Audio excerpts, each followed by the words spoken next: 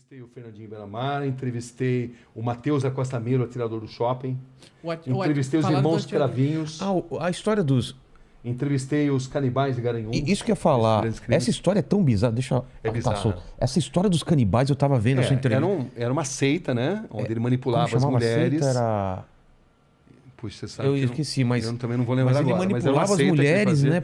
Manipulava as mulheres. Ele era um cara muito bom de conversa e as mulheres seguiam fielmente tudo que ele dizia. Matavam, esquartejavam e ainda usavam a carne para coxinha. Que absurdo, cara. É um cara muito manipulador, né? Total, eu entrevistei, né? é uma história... Também tá no YouTube, quem quiser. Eu vi esses dias, sabendo que você vinha, que eu fui rever essa... Cara, é impressionante. A mulher falando em Deus, aí mostra, né? Tem uns impressos, né? Com a... Pô, eu tava na minha cabeça o nome da seita. É uma seita de adoração ao diabo, né? Basicamente era isso. O nome não lembro exatamente agora, mas então, na matéria tem. Mas... Porque foi localizar todo um livro, ele tinha escrevido um livro. Porque é o seguinte, ele escreveu um livro que se recusaram a publicar. E ele, na verdade, ele escreveu num livro que depois ele iria realizar. Entendi. Essas mortes, elas copiaram algo que ele escreveu nesse livro. Entendi. E o livro era a Bíblia, não, Bíblia seria péssimo, né? Mas seria o manual dessas atrocidades que foram cometidas depois. Quase profecias, né? É. E eu lembro que você deu uma entortada na mulher lá, porque você coloca ela numa situação, e se fizessem isso com a sua mãe, né? Poderia chamar essa pessoa de monstro? Ela fala sim. Então, as pessoas...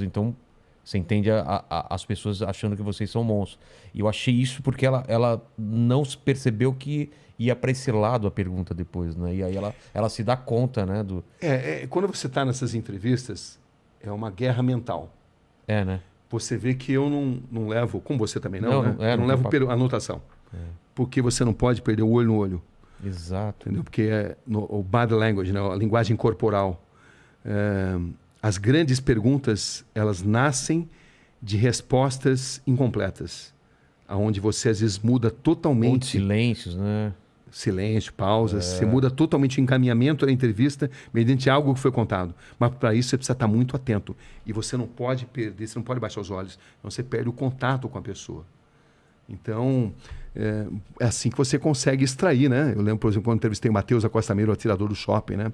Uma frase dele que me impressionou muito. Aquele do filme, que ele entrou no meio do filme. Isso, que ele assistiu o filme Clube da Luta. E depois... Saiu atirando mesmo. Exatamente, saiu atirando. E ele dizia, o que ficou na sua mente? Ele falou, ficou na minha mente claramente o cheiro de sangue e pipoca. Caramba. Você vê, ele relacionava sangue e pipoca na mente dele. E nunca se arrependeu do que fez. Essa é a verdade. Psicopata não se arrepende. Porque ele pode até falar que se arrepende porque eles são inteligentes, são frios e notam que precisam falar muitas vezes o que as pessoas esperam ouvir. Entendi. Mas psicopatas não têm cura. Caramba. O Vulkslock 22, Olá Inteligência Cabrini, gostaria de saber, existe uma enorme romantização da criminalidade do perfil das pessoas que cometem crime, mas na experiência, qual a sensação e lição que tira de toda essa experiência com eles? Existe algo a ser aprendido com a mente dessas pessoas. Traumas de infância, ou não. Sempre tem um gatilho ou não? Às vezes sim, às vezes não. Não é exatamente automático. Muitos usam isso como algo para justificar o que fizeram, entendeu? Como um trauma da infância, né? Então você precisa penetrar muito nessa mente, e penetrar na mente de um psicopata é tarefa complicada, mas boa parte deles padece do bichinho, do veratismo, da vaidade, e é quando você consegue extrair muita coisa. E eles gostam também de submeter a capacidade deles de manipular a sua capacidade de perguntar. Então, eles estão sempre tentando te manipular a perguntar o que eles querem responder. Com certeza, com certeza. É um jogo mental violento, onde você precisa ter o máximo de concentração. Senão você faz exatamente o que eles querem, né? Você faz, senão você não surpreende. E eu costumo usar muitas vezes a tática de repetir determinadas perguntas em situações diferentes para extrair respostas às vezes diferentes. Entendi. Por um deslize emocional. Até mesmo psicopatas podem ter deslizes emocionais, embora eles tenham tanta dificuldade de se relacionar com emoções. Entendi. Entendeu? Então, é algo que você vai aprendendo, né? Você vai aprendendo e você vai lendo nas pessoas, no olhar das pessoas, nos gestos que elas fazem. Elas vão emitindo os sinais. Às vezes elas estão morrendo de vontade de contar uma determinada verdade, desde que você consiga entender esses códigos. Ou outras vezes não. Como se fosse um prêmio que você precisa merecer, merecer intelectualmente para ela te revelar aquilo, né? Por isso que eu acredito muito em perguntas curtas e grossas, perguntas grandes demais, dão chance para a pessoa pensar no que vai responder. Entendi. Quando você está falando na sua pergunta, ela já está, vou falar isso, né? Entendi. Entendeu? Não. Então, a pergunta curta e grossa, muitas vezes, de sopetão, é uma grande arma.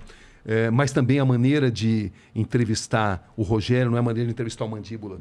As pessoas têm personalidades diferentes.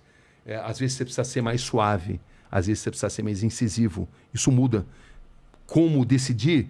Experiência. Psicologia, eu sempre tive muito fascínio pela psicologia, mas a psicologia prática, né? Claro que eu me informo, né? Procuro ler os grandes mestres, mas é muito intuitivo também. Tem essa linguagem silenciosa, né? Com certeza. Corpo, tem microexpressões. Tem. O Aleph...